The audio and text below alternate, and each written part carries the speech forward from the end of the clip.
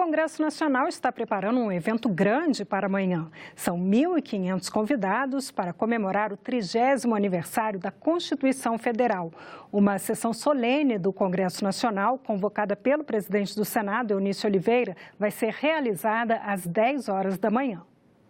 O evento será aqui no plenário Ulisses Guimarães, na Câmara, mesmo local onde foi promulgada a Constituição em 5 de outubro de 1988. Durante a sessão solene serão lançados 4 produtos elaborados por servidores do Senado e da Câmara sobre os 30 anos da Constituinte.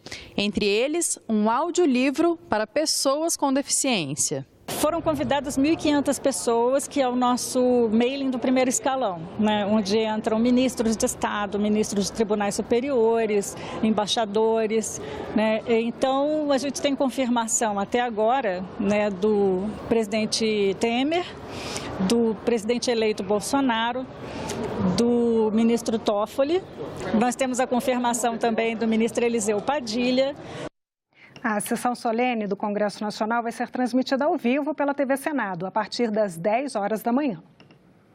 E esta semana, os senadores devem retomar a votação de projetos da desburocratização. O governo tenta aprovar urgência para a sessão onerosa e o Congresso Nacional se reúne para analisar vetos presidenciais. Confira a agenda do plenário na coluna da jornalista Érica Christian.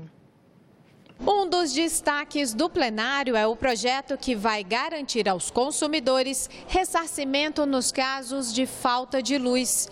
O governo, que já conseguiu incluir nesta proposta 3 outros temas do setor elétrico, vai tentar aprovar nesta terça-feira um pedido de urgência para votar no dia seguinte à sessão onerosa. Esse projeto, que vai autorizar a Petrobras a vender o excedente da produção do pré-sal no modelo de partilha, poderá garantir aos cofres públicos uma receita de 100 bilhões de reais. A oposição, por sua vez, é contrária à urgência e ao mérito. Os senadores poderão votar ainda outros 13 projetos, alguns da agenda de desburocratização e outros relacionados às finanças públicas. Está prevista para esta terça-feira uma sessão do Congresso Nacional destinada à apreciação de vetos e à votação de créditos adicionais do governo federal.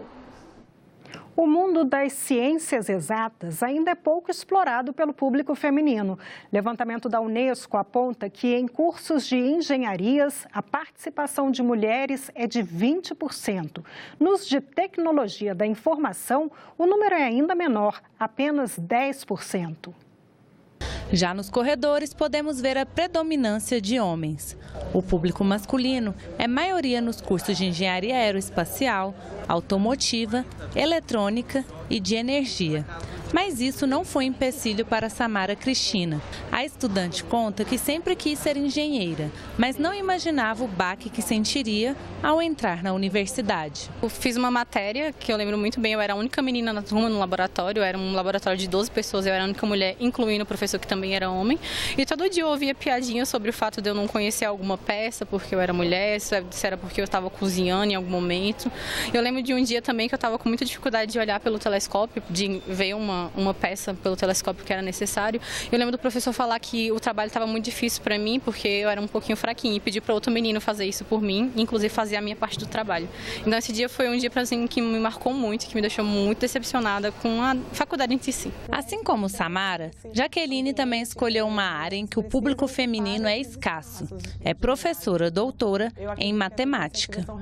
E assim, a gente percebe que as mulheres vai diminuindo cada vez mais as mulheres, né, nos ambientes. Assim, na graduação tinha um pouco mais, depois no mestrado menos, doutorado menos e assim por diante.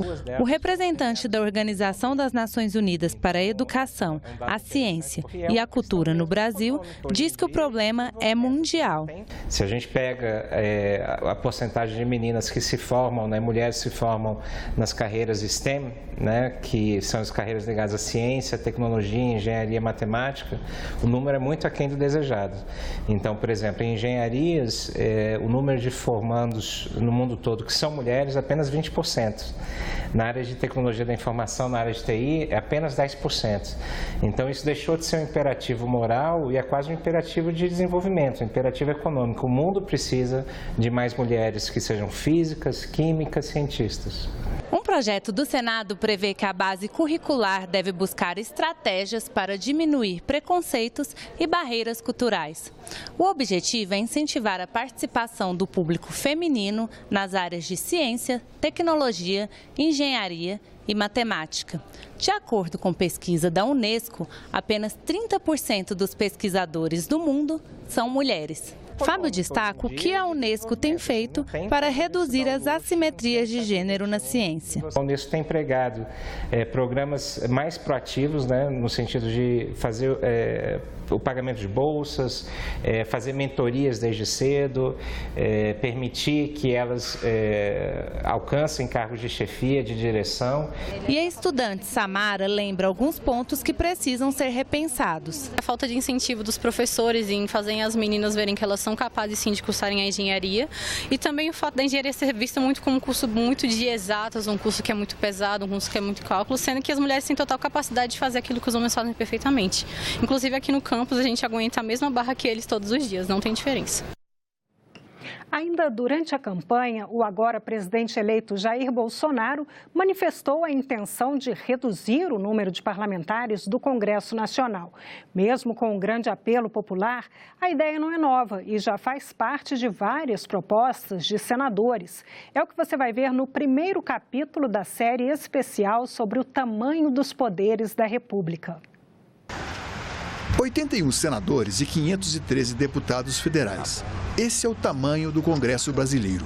No Senado, estados e Distrito Federal são iguais em número. Cada um tem 3 representantes. Na Câmara, porém, os deputados representam a população de cada unidade da federação. Já tem na própria Constituição a determinação que cabe ao Tribunal Superior Eleitoral em cada eleição definir o número de representantes de cada estado, sendo um mínimo de 8 e o máximo de 70, respeitando sempre o número de 513 no Brasil. Num quadro comparativo com outros países, o Congresso dos Estados Unidos é composto por 435 deputados e 100 senadores. Os franceses elegem 577 e 348, respectivamente. No Canadá, são 338 representantes na Câmara e 105 no Senado. E na Argentina, 257 deputados e 72 senadores. Para reduzir o número de congressistas, é necessária uma emenda à Constituição. As propostas apresentadas convergem numa justificativa, a redução das despesas. Mas quem vive dentro do parlamento sabe que o primeiro critério deve ser a eficiência. Nós temos a democracia indireta, feita mediante representantes. Em tese, quanto mais representantes, mais representação nós teríamos, não é? Então, muita gente não está representada no Congresso. Imagina se essa representação fosse maior, provavelmente essas pessoas também poderiam ser atendidas, não é? Propostas de emenda à Constituição foram apresentadas por parlamentares de diversas tendências. O senador Álvaro Dias sugere a redução de 513 para 405 deputados federais. Jorge Viana quer, em vez de 3, 2 senadores para cada unidade da federação e um máximo de 385 deputados na Câmara. Já o senador Regufe quer reduzir para apenas 300. Em tese, isso significaria uma economia anual de 300 milhões de reais. Nós temos no Brasil o Congresso, o poder legislativo mais caro proporcionalmente do mundo, em termos proporcionais. E isso se muda reduzindo o número de parlamentares e também se reduzindo o número de assessores por parlamentares. A resistência haverá muitas, claro, mas o que tem que se ver é se é melhor ou pior.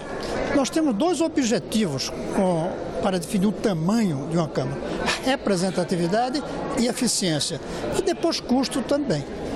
Representatividade, quanto maior o número, melhor.